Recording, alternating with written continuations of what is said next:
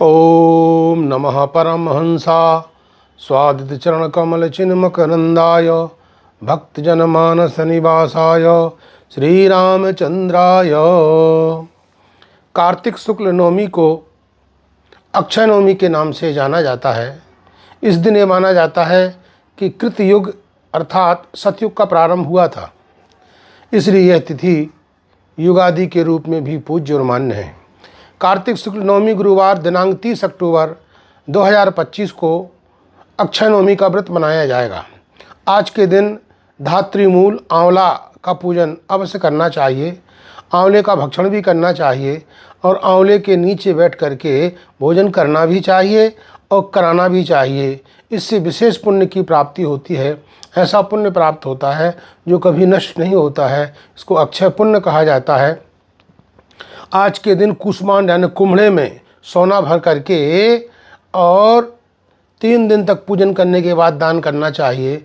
आज के ही दिन भगवान विष्णु की सोने की प्रतिमा बना करके 3 दिन पूजन करके ब्राह्मण को दान कर देना चाहिए। संकल्प करना चाहिए पूजन के पहले, सर्व पापक्षय द्वारा श्री दामोदर प्रीत्यर्थम धात्रिमूले श्री दामोदर पूजाम करिष्ये।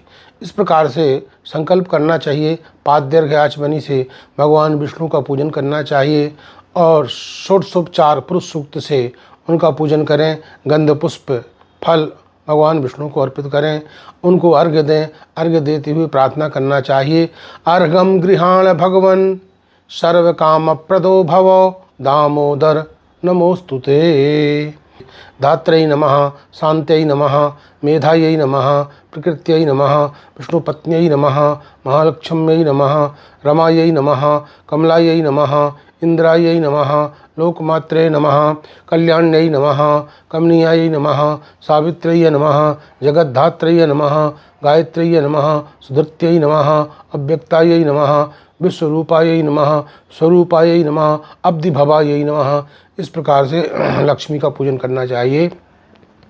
धात्री वृक्ष के मूल में शब्द हो करके तर्पण भी करना चाहिए पिता दादा के लिए। और कुल में जिनकी संतान नहीं थी ऐसे लोगों को वृक्ष के मूल में, धात्री के मूल में तर्पण करने से उनको अक्षय जल की प्राप्ति हो जाती है।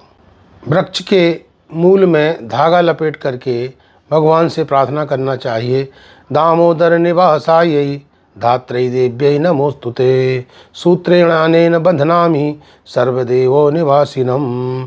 इस प्रकार से मंत्र बोल करके सूत्र वेष्टन अवश्य करना चाहिए। सूत्र का वेष्टन करने के बाद चारों दिशाओं में दीपक रखना चाहिए। अष्टदीपान दद्यात् और 8 प्रकार के दीपक रखना चाहिए।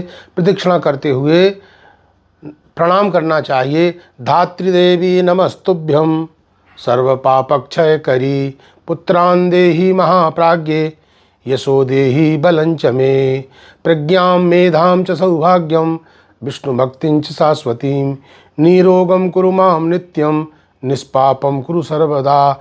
इस प्रकार से प्रार्थना करके घृत से भरा हुआ पात्र, सोने का पात्र हो तो श्रेष्ठ बात है, अन्यथा सामान्य पात्र में भर करके दान कर देना चाहिए। आंवले की छाया में पिंडदान करने का भी विशेष महत्व माना जाता है।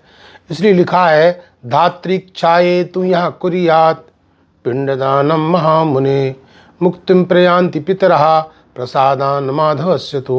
भगवान नारायण की कृपा प्रसाद से सबके सब पितर मुक्त हो जाते हैं जिनका धात्री की छाया में पिंडदान किया जाता है। और धात्री के फल का लेप भी करना चाहिए और धात्री के फल का भूषण भी करना चाहिए और धात्री के फल से भगवान नारायण का श्रृंगार भी करना चाहिए। धात्री फल विलिप्तांगो धात्री फल विभूषितः धात्री फल कृताहारो नरो नारायणो भवेद। और यदि इसके फल का आहार करेगा तो वह साक्षात नारायण माना जाता है।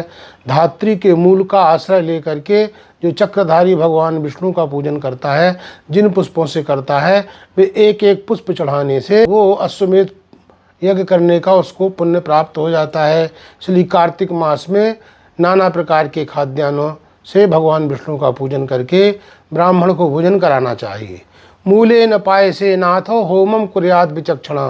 और होम भी करना चाहिए। ब्राह्मणान भोजेत शक्तया स्वयं भुंजीत बंधु भी, और स्वयं भी वहाँ भोजन करना चाहिए। ऐसा करने से उसको अक्षय पुण्य की प्राप्ति होती है और पितरों को भी तृप्ति प्राप्त होती है।